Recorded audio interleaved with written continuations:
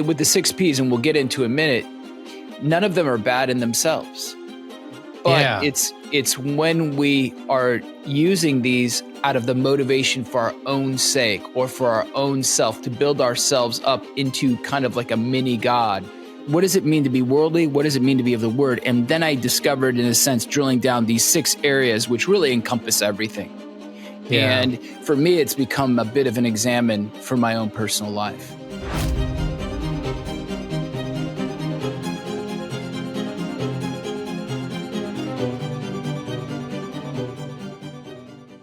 Everyone, thanks for joining us here on another episode of The Catholic Gentleman. Thanks for giving us some of your time. Thanks for deciding to spend this hour with us.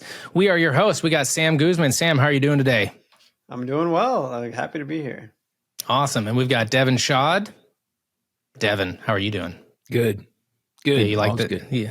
You like that awkward delay? Sound before like I asked you Jocko a Willink question? there, you know. Yeah. Good. I'm trying to do my Jocko imitation.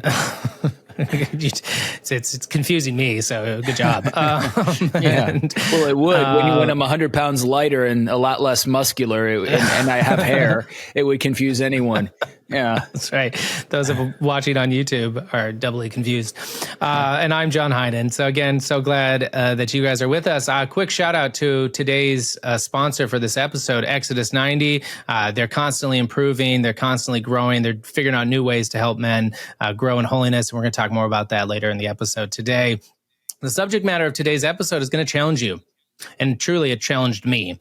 Today, we provide a framework that will help you answer with clarity and precision the question, am I living for the world or am I actually on my way to heaven?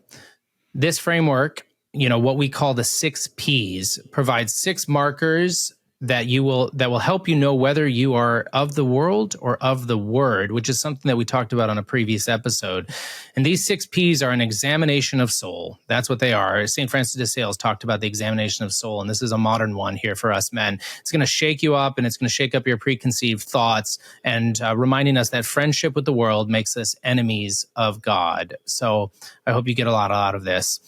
We'd love to answer your questions. A lot of your questions actually help us, give us thoughts and food for future episodes. So if you have any questions for us, send them to podcast@catholicgentleman.com. If you do a voice memo of it, we'll actually play it on air here and we will answer it. We do that frequently and we enjoy doing that. So if you like this edition of the episode and what you're hearing here on the public edition, we go into a deep dive, more extended edition every week there at Catholic Gentleman Plus. It's a great way to support us. In addition to Catholic Gentleman Plus, we have guest experts such as Father Donald Calloway, Gabriel Castillo, Jason Craig, Father Ambrose Christ, all of these incredible guest experts. We got some new ones coming out that we're really excited about as well, and it's a great way, it is the way to support the Catholic Gentleman. So head over to Catholic Gentleman Plus. We'd appreciate anything that you can offer us, and for joining us there. We know that the men are getting a lot out of it. So please like and subscribe to the show. And give us those reviews, right? Those 5 stars really do help us reach more men. So to dive into today's topic, right, like I mentioned earlier, it's a little bit of an examination of the soul. We need to do this. And when Devin presented this to me a few weeks ago, this idea of living in the kingdom of the word or the kingdom of the world, and we started diving into these 6 points here, these 6 categories, it really did. It was very thought-provoking for me and actually gave me a lot of opportunity for inner reflection in ways that I myself, as a devout Catholic man who's been striving for holiness for years, who has, a great family, am still falling into the temptations of the world. And so to kind of get things started, Devin, I'd love to hear your thoughts on how did you create these 6 Ps? How did you create these, which we're going to go into in today's episode? Yeah, I remember in pursuing, maybe more altruistic relationship with Jesus Christ and getting in these really deep conversations with men. And at the end of the day, so we would talk about wealth. We would talk about, maybe popularity or, maybe even, the things that are mostly what our lives consist of as men, being included, that kind of stuff, achievements. And I kept hearing a reoccurring theme. And so many guys would say this, yeah, but we can be in the world, but not of the world. And I'm like, okay, yeah, that's right. That's what the scripture says. But then that caused me to think, well, what does that really mean? And I remember just having my own personal conviction on this. I was like, you've got the Joel Osteens that talk about wealth and how God wants to bless you and how wants favor. I remember getting a conversation with someone where they were talking about their wealth. They were talking about their possessions, and they said something along the lines, God just blesses us. God just keeps blessing us. And I remember saying, so if he didn't give you those things, would you be blessed? Is God blessing you or not blessing you just because you don't have those things? What about the guy on the street who doesn't have those things? Is he not blessed? Like, how do you make that judgment objectively? And that really caused me to think about my own life. Is that how I relate to God? God, when I don't get my way, when I'm not achieving the world standards, of these 6 Ps, if you will, am I not blessed by you? And that really sent me into a tailspin. And so I write a lot of content, write a lot of books. And when I was writing Lead, which is a daily devotional for men, there you go. That's when I really started to carve away at the different types. So with the 6 Ps, and we'll get into a minute, none of them are bad in themselves. But it's when we are using these out of the motivation for our own sake or for our own self to build ourselves up into kind of like a mini God. And I'll tell you, just a personal account, I really discovered this. So I posted a video on YouTube and it had like 11 hits, 11. And I remember I was working outside. I was so mad. I had to go outside. I was like digging or something or building like a retaining wall or something. I just had to get my anger out. And I'm talking to God about this. And my wife comes out and she's like, are you okay? And I'm like, I just blurted out 11 hits, 11. And she's like, what are you talking about? I'm like, it couldn't be more pathetic. And I went into this rant and she just walked away. She went inside and it was like this moment where I was left all alone with myself. And I'm like, God, what is going on here? He's like, you are usurping or attempting to usurp my glory. And I was like, you got to be kidding me. I'm attempting to usurp your glory. Well, God, I'm doing it for you. No, Devin, you're doing it for yourself. And so it was things like that. That's just one example, but it's things like that where it really sent me into this deeper dive to go, okay, what is it? What does it mean to be worldly? What does it mean to be of the word? And then I discovered, in a sense, drilling down these 6 areas, which really encompass everything. Yeah. And for me, it's become a bit of an examine for my own personal life. Oh, I appreciate that. That's so great. And so, men listening, I'll drop in a link on the show note to get that book, Lead. We've got some copies, and it is a phenomenal daily devotional that's only just a couple of pages a day, right? So something like 5 minutes anybody can do.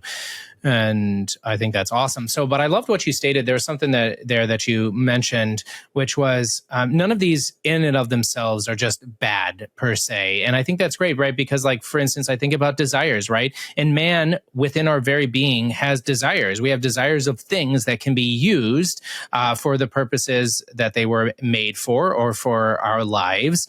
But it's still all geared towards use to get us to heaven and to grow in holiness. But when those things or those desires become the end in of themselves, what do? Is they become gods in them of themselves, and we make gods. And when people start becoming attached to these things, to these desires as a god in of themselves, they become devils, is how I would say. And so it's a very real thing, but it is a good balance to throw out there right at the beginning, because when we go in through some of these things, this power, prestige, prominence, pleasure, possessions, for instance, easiest one, when we go into them, we all have to have possessions. These are things that we're not called to be St. Anthony of the desert and live in a cave, a hermit, and hope that a crow brings us, bread every day. That's not what we are called to do. However, how can we use those rightly? And the temptations are fully on. And if we are unaware, which I think we all to some degree are, they'll take over. So, Sam, I'd love to get your, quick thoughts and insights into the importance of doing these examinations and of having these categories for men so that we can better align our lives to keeping our eyes on eternity. Yeah, I think the connection that comes to my mind is to kind of the temptations in the desert, in the sense that these are kind of the perennial temptations that face men. And if you look at those, and we could break them all down, I won't I won't do that at this point. But if you look at each of those temptations, they're all calling to us all the time. Through every television advertisement, every social media ad you see, the influencers on social media that want you to dress this way or buy this product, they're all appealing to kind of these basic desires that we all have that are kind of summarized by these P's, right? And so, yeah, this is perennial temptations. And I should say, like, temptation is almost universally considered a bad thing. If you look at people, like, you talk to a Christian, like, is it a good thing to be tempted? Like, no way. But actually, if you look at the church fathers and you look at the spiritual masters of our tradition, like, they all actually say the opposite. They actually say that the resistance shows that you're growing. First of all, number one, that you're worth tempting. The devil doesn't really tempt people who are already on his team, right? So true. But second, this is how virtue is tested and proven. This is how we grow, is through resistance. And that's like a universal law of all growth, whether it's physical growth or spiritual growth or emotional growth. Growth comes through the resistance. And so if we can accept that, if we can lean into that and not be overwhelmed by that, like, we are going to grow. And that's not only going to benefit us, but it's going to confound the devil and his designs to destroy us through God's grace flowing into our lives. Like, what the devil means for evil can actually redound to our good. So good, Sam. I really appreciate you mentioning that. We forget that. It's this idea that when we're being tempted, maybe it's a sign of immaturity. Maybe it's a sign of lack of faith or lack of awareness and formation, right? But that couldn't be farther from the truth. I forget it even when I'm talking about spiritual attacks. I had a great conversation with Father Donald Calloway yesterday for our CG Plus members that'll be coming out in a week or so. And I experienced all sorts of problems yesterday morning, and just both from emotional to physical things that were happening. And it was my wife after the interview and conversation with Father Donald Calloway that, brought up, well, you were, poking the hornet's nest. And I'm like, I didn't even think about that. You're exactly, like, we're not going to be tempted. We're not going to have these spiritual attacks if we've fallen by the wayside and we are members of the world. And so these are signs, I would say, for hope and for opportunity and for, excitement and reliance on God's grace, right? All the above. Devin, looked like you were going to say something. No, I was just listening. But I think that there is something important here, and it relates to what Sam said about the desert experience of Christ when he was tempted by the devil, and this idea of temptations is that if you look at Christ, the fundamental discussion, if you will, or the debate between the devil and Christ is over his identity. And it is about the devil is trying to goad him into proving himself. And see, this is the big temptation. If you want to look at the overall temptation for all of us as men, it is to prove ourselves.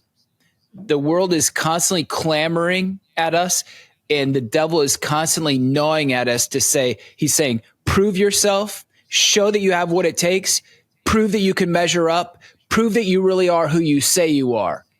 And Christ, he backs off from that. Because why? Because he's so secure in his identity with the Father. He's like, I don't have to do that. So that's fundamentally where these 6 Ps are coming from is, are we going to find our identity in what the world wants us to be and to prove ourselves by worldly standards? Or are we strong enough to overcome that temptation and, in a sense, to do it to do it the Lord's way, which seems so counterintuitive to the world. The world says be loud and proud, and yet you're hidden and silent. The world says be big and strong, and you're little. That's what the gospel says we're supposed to do. And you're like, it's so counterintuitive. So I think that it's about the world saying prove yourself, and it's always trying to step up, which you, according to the world and Satan, you will never get to that level, really, ultimately. With the Lord, there's a different way, which is so counterintuitive. Yeah, agreed. And I would say that as we're going through these 6 Ps here, if you agree with us or if you disagree with us, we love to hear your thoughts in the comments sections, because I think a lot of this stuff, like I said, is going to be challenging to you and to you, maybe some preconceived thoughts or just ways of operating in life. And so I'm looking forward to diving into that. So let's just do just that. But before we do, I want to remind all of our listeners here that we are at battle. And I grabbed this great quote from St. Alphonsus. The fidelity of soldiers is proved not indeed in repose, but in action. The earth is for us a battlefield where everyone has to fight to conquer in order to be saved. If he does not conquer, he has been lost forever, St. Alphonsus. And so as we go through these 6 things, kind of have that in mind, right? We're not on the easy road of life. We are on the difficult road that is filled with blessings, filled with love, but at the same time filled with challenges to ultimately receive our eternal blessing and our eternal reward. So the 6 Ps that we're going to go through here are power, profit, pleasure, prominence, possessions, and prestige. So we're going to try and get as many of them as we can in the public edition of the episode, and then we're going to go deeper into it during the full extended edition over at Catholic Gentleman Plus. And so, like I mentioned, this is a modern examination of the soul. So this is something that we encourage you to be just reflecting on, maybe before you go to confession every other week, maybe once a week on a Friday night, you just take a moment and you just kind of think of these 6 Ps and you just kind of align them to where you're at. I promise if you do that, then the temptations are going to be seen as opportunities and not as failings, as Sam rightly pointed out, which is not the case. So the first one is power. And I grab a quick scripture quote here so the last will be first and the first last, right?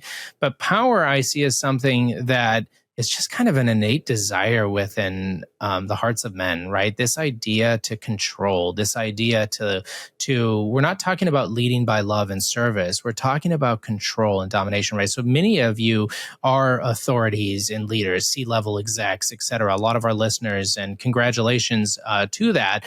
But did you pursue that so as to have power over others, or was it placed upon you because you were good at your job, in which case we can still be leaders rightly understood? So, Sam, I'd love for your thoughts when it comes to power right out the gate here, and where power can be a temptation to a failing of men.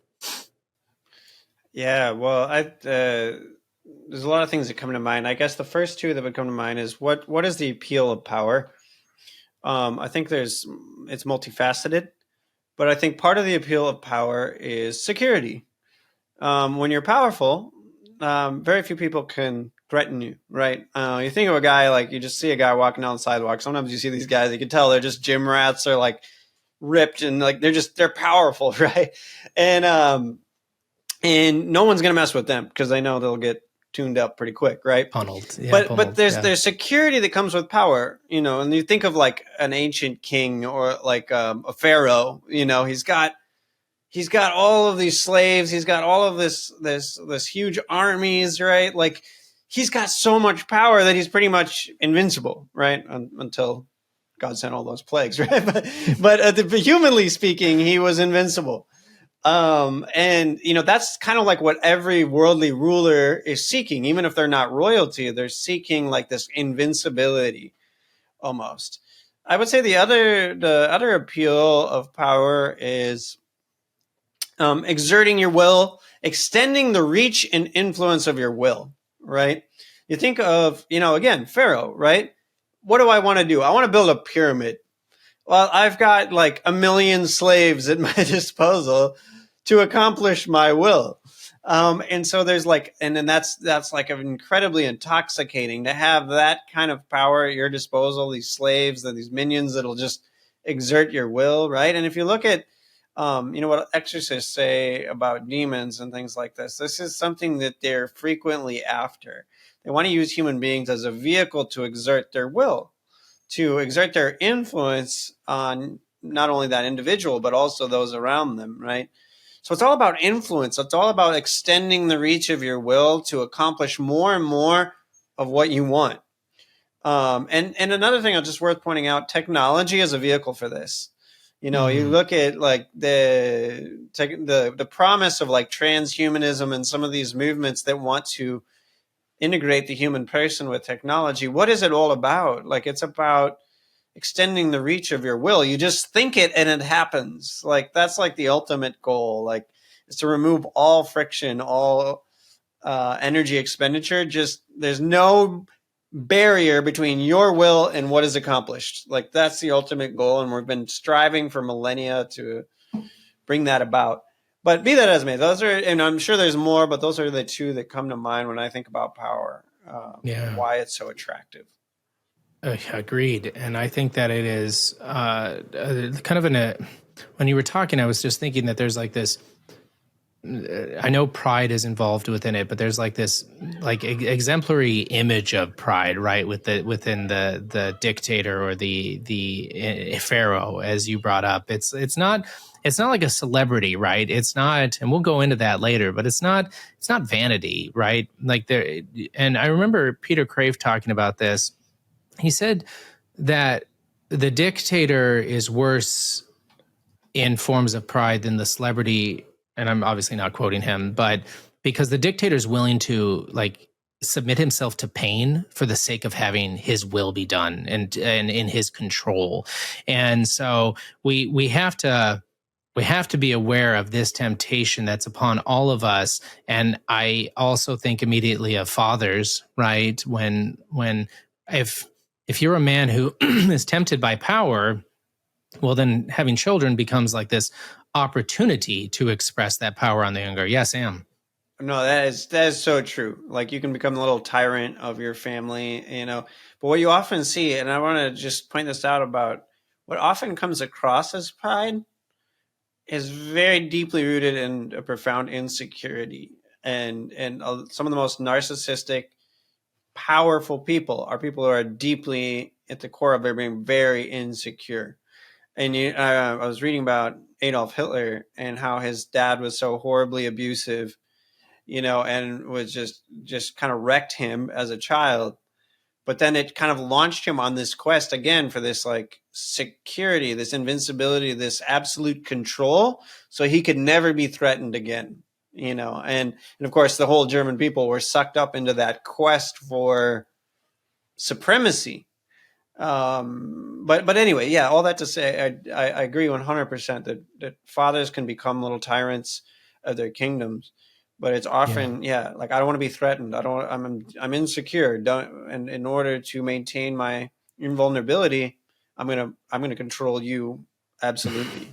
That's right. And I guess I think of fatherhood, right? Because I think it was maybe Aristotle who said something along the lines of going to what we know, right? He said, we go to what we know to determine the truth of a situation. And immediately what I know right now in my day in, day out life is 6 little children running around that are dependent on me. And so, the ability to exert power is something that I struggle with on a daily basis, because wouldn't it be great if they just did my will all the time and exactly what I wanted, regardless of, the thought put into it. Devin, how do we make sure that fathers aren't falling into that this? would be terrible, actually, because each of them would be another John Heinan, and one John Heinan's enough.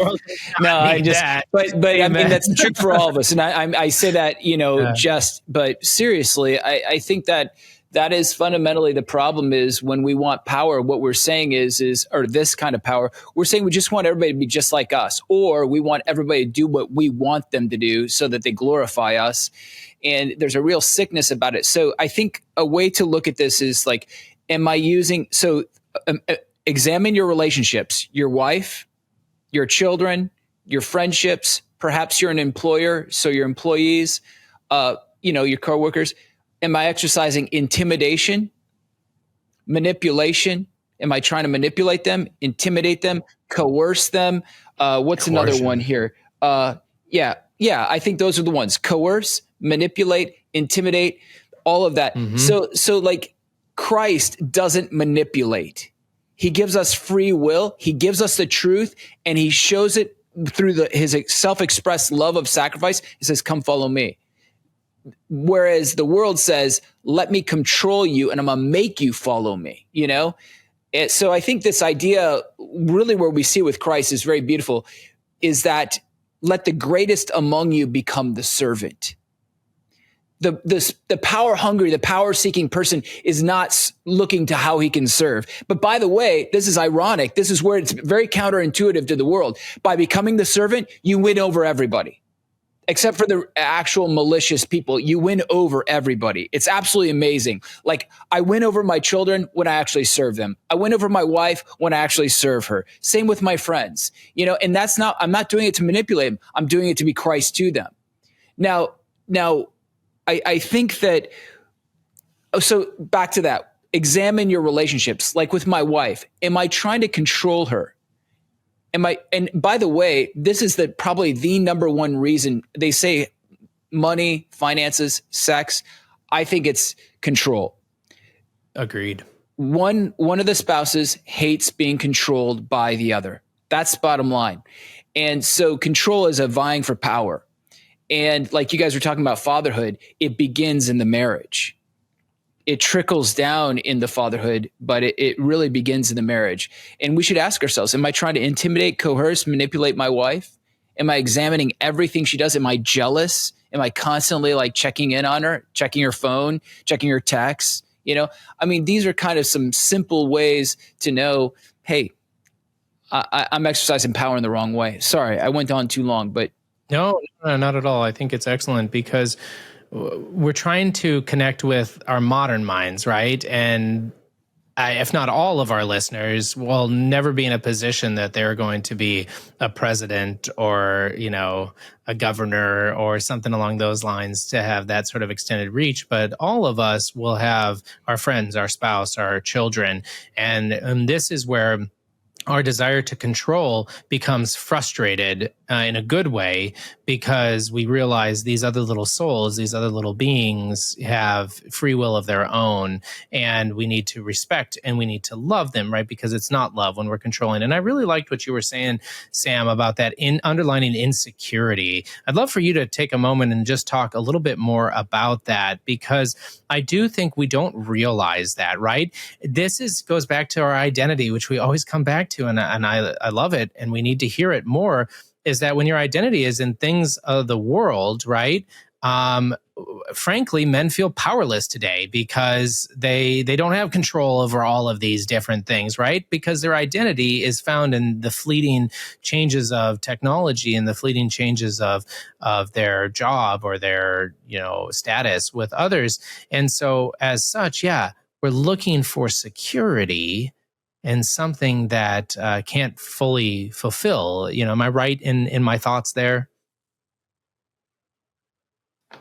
Yeah, absolutely. I think that's spot on. Like, there's this deep. It is when I talk about existential dread. It's like, Yeah, it goes to those core questions of, who am I? Do I matter? Am I worthy of love? And am I lovable? Like, all of these questions that start very young for all of us, and I think sometimes it can even happen, these doubts creep in so young that we like don't even have words to put to it, because it started when we were pre-verbal, like these doubts, these questions, these fears that I am actually unworthy of love, that I'm not lovable, and therefore I'm going to be rejected. And again, this lives deep in our unconscious mind a lot of times, because if you ask a lot of guys, do you worry about that? Do you feel that? They would say, absolutely not. That's a bunch of touchy-feely nonsense, right. But you actually look at the way they're living their lives, it's rooted in that insecurity of feeling unlovable, of feeling undesirable, of feeling unwanted. And of course, this relates to our vertical dimension as well as our horizontal dimension, because if you don't feel like you belong, that you're accepted, that you're loved by someone here on earth, that's going to create a tremendous amount of pain. But likewise, it's going to translate to that vertical dimension of your relationship with God, where there's going to always be this fundamental doubt. And what I hear is, from people who struggle with this is it's not even a doubt about themselves. It's also a doubt about God. Like, maybe I believe God exists, but is he really good? Does he really love me? And if he does, why has he allowed this, and this to happen in my life, this tremendous pain or whatever? I don't understand, and therefore it's hard for me to accept that God is my father and that I am his son. And even if I could accept that, is that even a good thing? Mm-hmm. And so there's this, it's these ultimate questions. It all leads back to these ultimate questions. And healing kind of has to start there, because otherwise you spend your life building this fortress of security, which is represented by, yes, power, but actually all 6 of these P's, right, are ways of escaping and avoiding and protecting this ultimately shame at the core of our being, shame in the sense of ruptured relationship, of feeling unworthy of love. And that's kind of eventually where the healing, it might take some peeling of the onion to get there, but like that's eventually where the healing really needs to happen.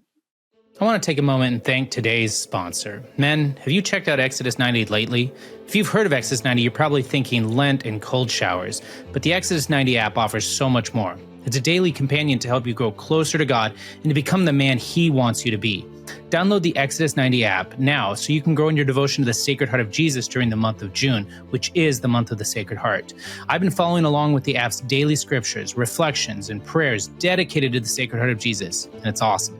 On the app, you'll learn more about the new Exodus 90 Summer Book Club. And I want to invite you to join the new Exodus 90 Summer Book Club to read Chastity, Reconciliation of the Senses by Bishop Eric Varden, which is a great book. We often view chastity as a prohibition, something that drains life out of us. But Bishop Varden shows us just how genuinely human and life-giving Christian chastity should be, leading to the healing and true love. It's a refreshing and beautiful take on this most important virtue.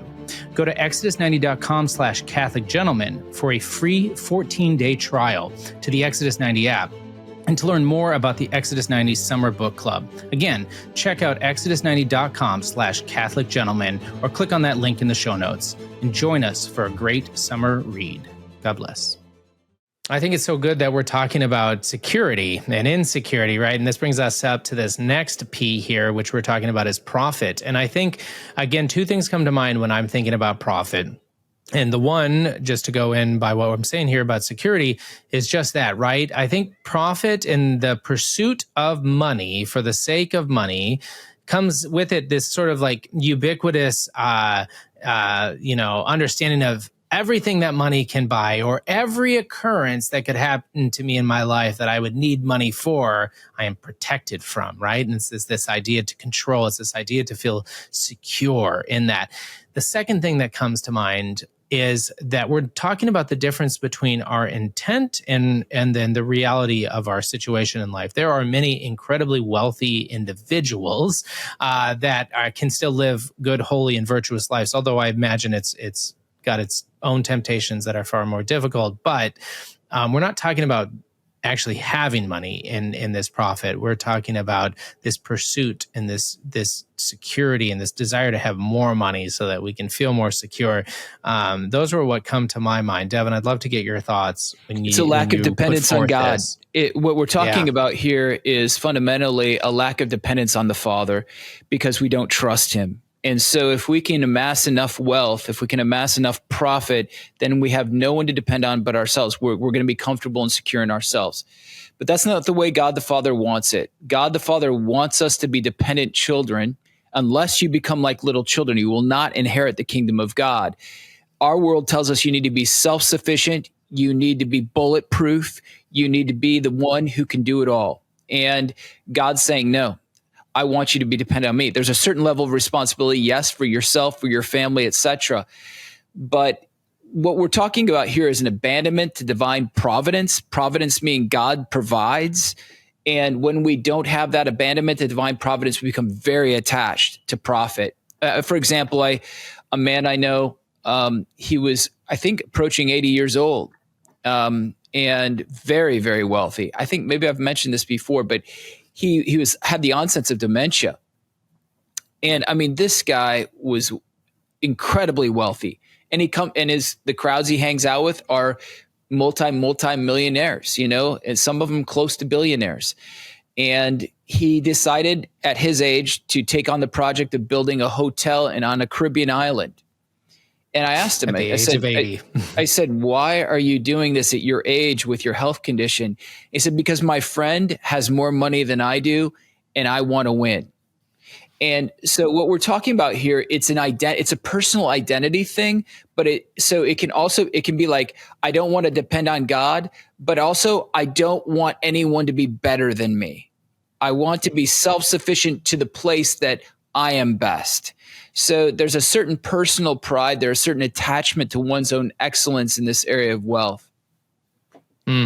That's excellent. And this is why St. Paul in 1 Timothy said, love of money is the root of all evil. It wasn't just an accident in scripture to say that. Yeah. There's a clarification, the love of, and when, and how do we know we love money? That's the question. Like, I'm just going to put that out to you guys.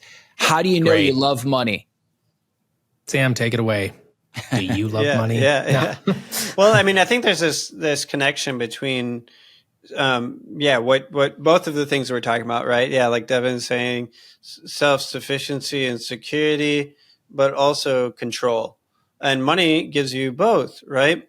Even the word money is kind of related to the root word like mani, M-A-N-I, that comes from the word for hand, or like to grasp or control.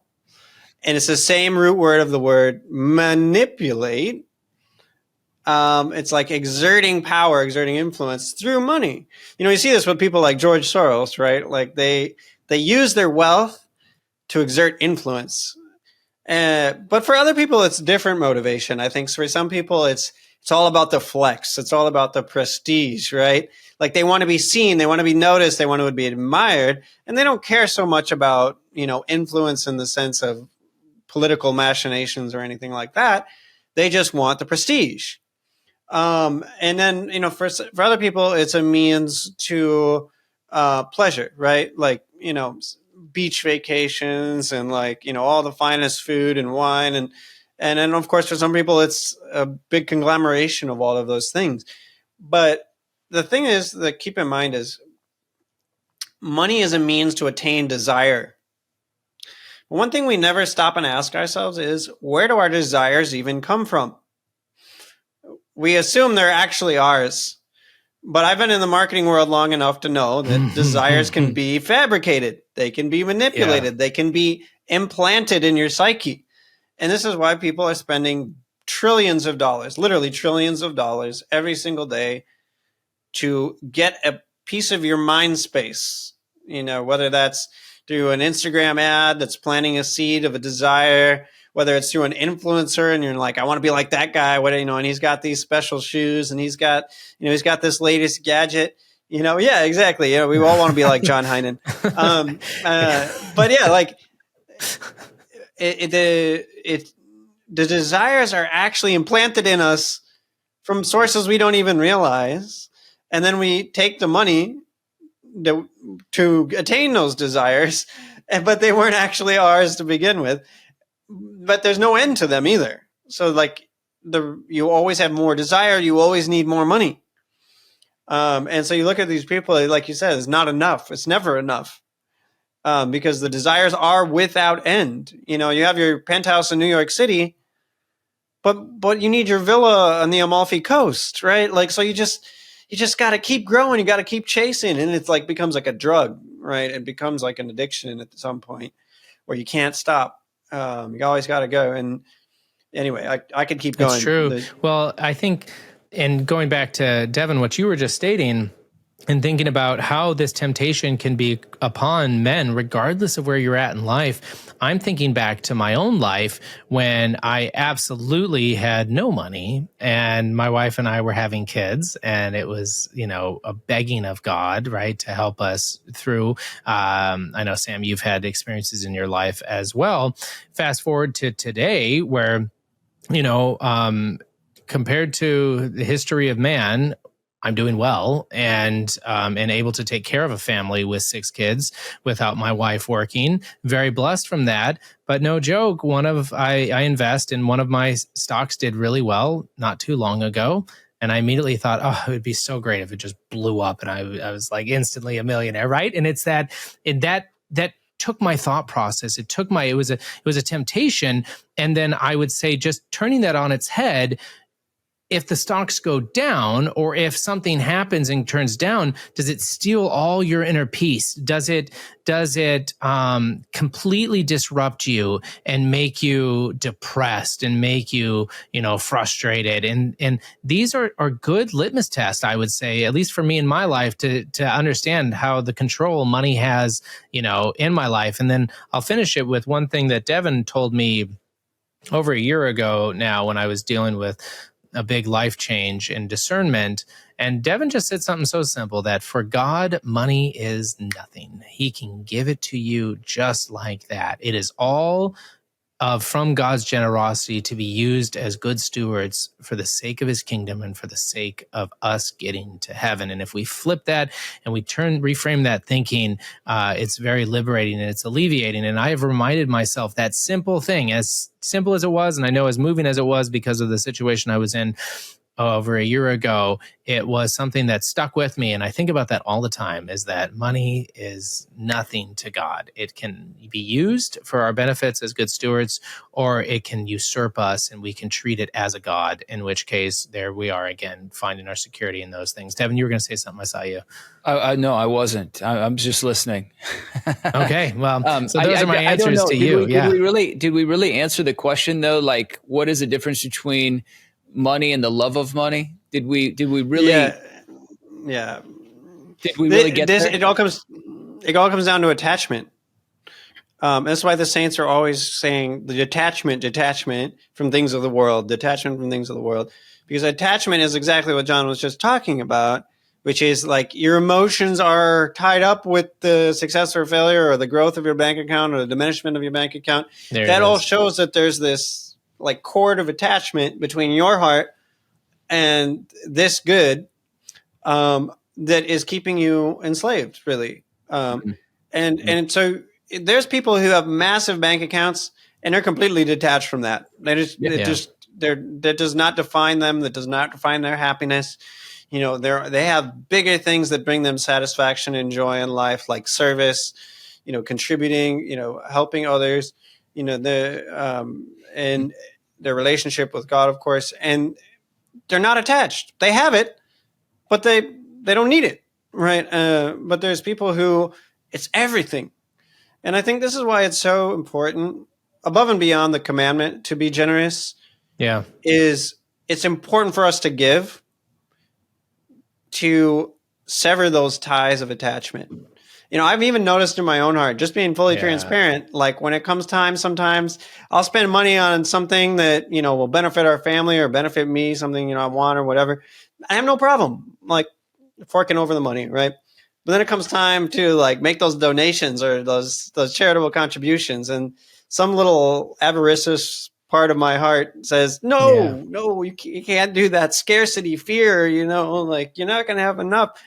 And like, we have to ignore that and we have to give anyway, because that's how you attain non-attachment. You realize that money is a means to an end. It's never an end in itself.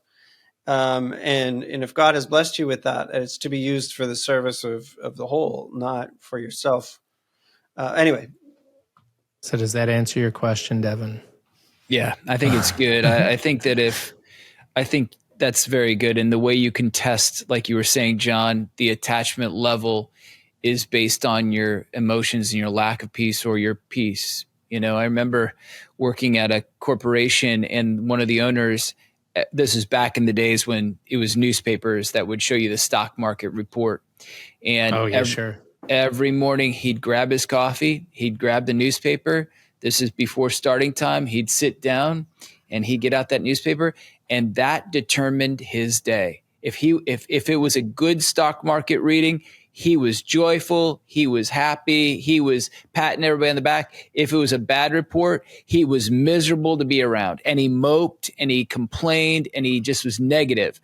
And I think that with the whole profit thing, if you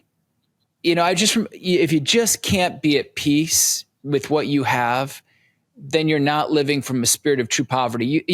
A beggar, my spiritual director said this to me recently. It was in relationship to something completely different. But the idea is this. How do you know if you are haughty in spirit, full of pride in a sense? Well, it's the opposite of not being poor in spirit. What is poor in spirit? Well, think about a beggar. A beggar is on the street, hasn't eaten for 3 days. He finds a half of a Subway sandwich bread on the road. He delights in it. Why? Because he has nothing else. That is only moving upward. Like when we don't have enough hits, when we don't have enough friends, when we don't have enough money, when we don't have enough of whatever it is, that's an indication that we're not living from poverty of spirit, because we're taking that for granted and we're saying, I want more. And I think that's where the sin in this prophet really, really lies, is like, I want more so I don't need you, God. I want more so that I can be like you, God. I want to be the guy who can control things and give money away and, and not have any need, not be poor in spirit. But blessed are the poor in spirit, for the kingdom of heaven is theirs. Excellent. I do hope, Sam. I love everything you're saying, Devin. I just hope we get more than 11 hits on this podcast. Ooh, painful. Good. So we have time for one more. And this next one that we're going to bring up here is actually last in the list of things, because it is the one that we turn to when all the other ones have failed us, when our security and when our living for the world has failed us. This is the one we turn to. But I think it's important to bring up in this public edition of the episode. So this next one we're going to talk about here is pleasure. And I know that probably when you think of living in the world, you're thinking of pleasure, right? We think of, overindulgence in all things, right? From food to sex to sleep, even, to just kind of how you spend your mindless free time, right? I should be able to go and watch 10 episodes whenever I want, right? I think of that silly TikTok videos that were going around with all those single income individuals or dual income, the dual income individuals. And they were just so prideful about how they could go to Costco and get all the cookies they wanted and things like that. And that's what they found in life. That was their pleasure. And that was both their profit mixed with their pleasure and this sort of hedonistic lifestyle. But it is something that tempts all of us, and it is something that we kind of all fall into in one way, shape, or another, right? It's going to be a temptation we have with us for the rest of the life, is when things aren't quite going our way, when we're feeling insecure, when we're not able to control a situation, when things just don't happen as we planned them to happen, which is, in my case, all the time. We can turn to pleasure, and we can turn to something to placate those emotions or to assuage our thoughts. Devin, when you think of pleasure, like you put forth as the last one in this list here, what resonates with you? Yeah. So let's just, right off the bat, we need to recognize and affirm the fact that pleasure is good. God created pleasure. He created taste buds so we would enjoy food. He created nerve endings in our loins so we would enjoy sexual union. So, and he created our eye receptacles. Well done. Good. Keeping it PG. So and, I mean, just the way we look at things, the light that comes into our iris and all that, that's all pleasure as long as we're not burning out our retinas looking at the sun. So we're able to, take in this beauty around us. Yeah. So God's created pleasure, but pleasure not for the sake of pleasure itself, nor for the sake of escapism. And this is very important. So this is where I think the dynamic of pleasure robs us of the peace that God wants to give us, and where it becomes worldly. I'll give you an example, and this guy serves as a beautiful analogy or a great analogy for this pleasure. This guy comes to my door. This is when I lived in my old home, and he knocks on my door, and he's selling windows and doors. And the guy, at first I was just like, nah, I don't need anything, but then I noticed something about him. I don't know what it was. There was just something about him that caused me to crack open the door a little bit more. And he was going through his sale. I said, let's sit down. Let's talk about this. So he's very talented. He's a very gifted salesman. He knew his stuff. He just was very articulate. And I could tell he was overeducated for the job he had. way overeducated, and way over. His gifts were way beyond this. So I said, I just stopped him in the middle. I said, "Why are you doing this?" And he goes, "What do you mean?" And I go, "Why are you selling doors and windows?" Because I need money. And I said, no. What I mean is why are you wasting yourself on this? Because I can tell it's not like you love it. And so then he goes into this story about how he had all this going for him. He was very talented, very gifted intellectually. And then he saw his dad die in a farming accident. And then he became a salesman. How he would do this is if he failed at the sales job, he would go out drinking to numb his pain. If he succeeded at his sales job, he would gather all the employees and party with them until 2:00 in the morning and then get up and do it all over again. So on one hand, when he succeeded, it was achievement time, it was party time. And if he failed, it was numb yourself time, party time. And this is what we do in life. When we get the big achievement that we've been striving for, it's party time and we go for it and we have this incredible pleasure. When we don't get what we want, which is usually the case, then we numb ourselves on heroin and alcohol and Netflix and pornography and et cetera, et cetera. So that's kind of two ways we move, right? And I think that pleasure in itself, for our own sake, devoid of God, is a way for us to escape from the reality that we are not who we are called to be yet. So this is back to that sleeping thing that you mentioned. Why is it that I get up late in the morning?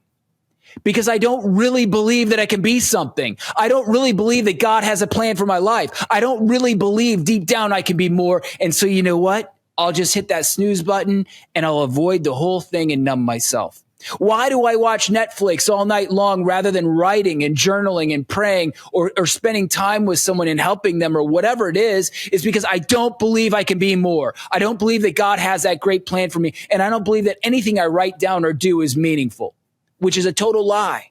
That's why we numb ourselves with pleasure, because we're avoiding the reality that we could be more, but we don't believe we can be more because we don't believe that God wants us to be more.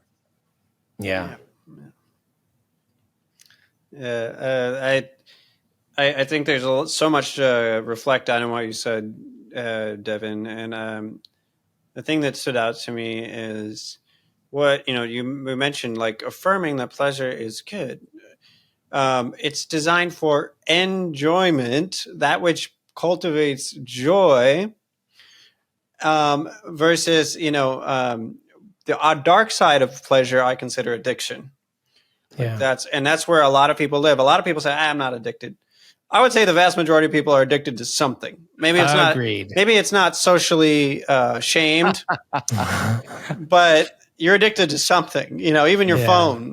Walk through an airport, walk through the mall, just see how many people are just zombified by their phone, and it's something we all wrestle with, right? Like it can be so addicting. But agreed. But that's the dark side of pleasure, but the positive side of it, I do want to emphasize, how do you convert something from self-indulgence to healthy joy? Yeah. Give thanks for it. It's very hard to be an intoxicated, addicted, overindulgent person when you're giving thanks. Yeah. And so practice gratitude. When was the last time you're looking at pornography and you're thanking God for it? Exactly. And if you can't give thanks, that's like a huge red flag, right? Yeah, that's really good. But the other thing I wanted to say just real quick is, why do we get addicted? It's all about mood alteration. It's all about what Devin's talking about, going from feeling bad to feeling good. The problem is the things we latch on to boost our mood as quickly as possible are almost always toxic and create more pain. And the more reservoir of pain grows, the more compelling that mood altering substance, behavior, whatever is compelling. And so we get trapped in this cycle, right? But I would say, just based on my